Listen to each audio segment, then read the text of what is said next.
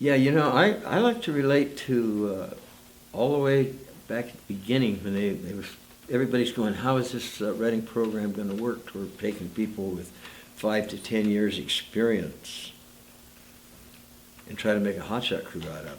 So it was a real challenge because everybody's pretty much set in their way, working on their district, their forest, up to 10 years doing their own thing.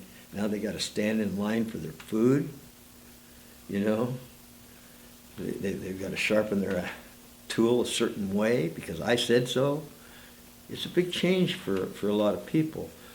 But when we first started in 1967, we were here, and I didn't have to draw.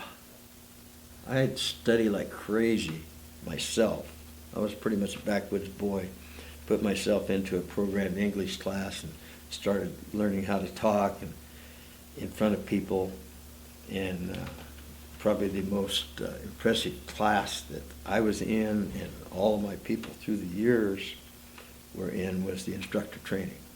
I understand that's what they're doing now.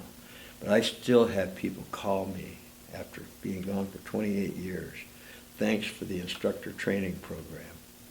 It was the best thing that ever happened to me. And I'm talking about people that are retired now, working for FEMA, working for other organizations. It's a shame that all us old people are working for somebody because the young people, there's no jobs for them. But we are a good risk, is the way I look at it, and I think that's the way people look at it.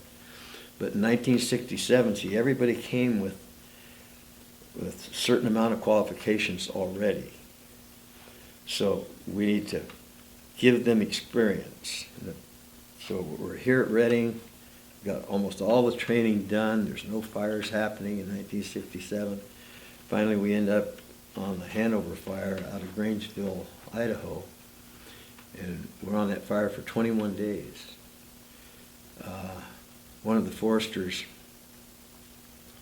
we were here for a month and a half or so before the first fire, so he moved his wife and son up from Arizona to Anderson, and then boom, the day they got here, we took off for 21 days.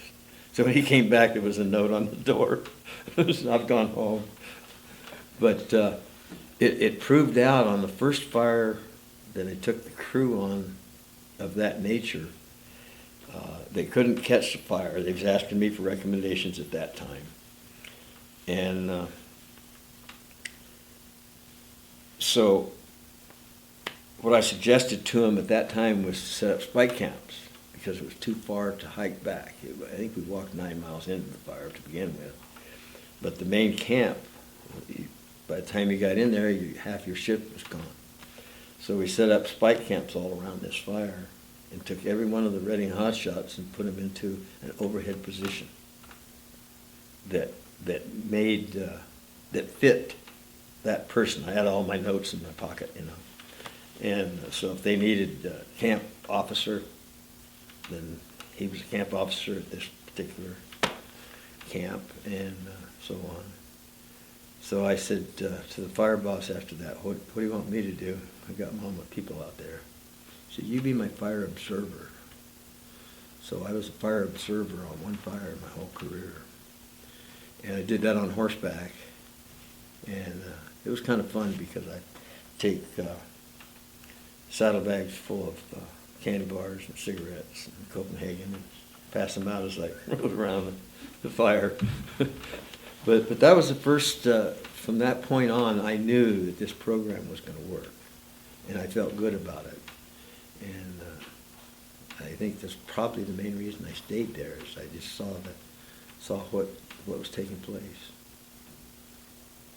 Yeah, it was a real rewarding thing for me to be working, out of Redding here.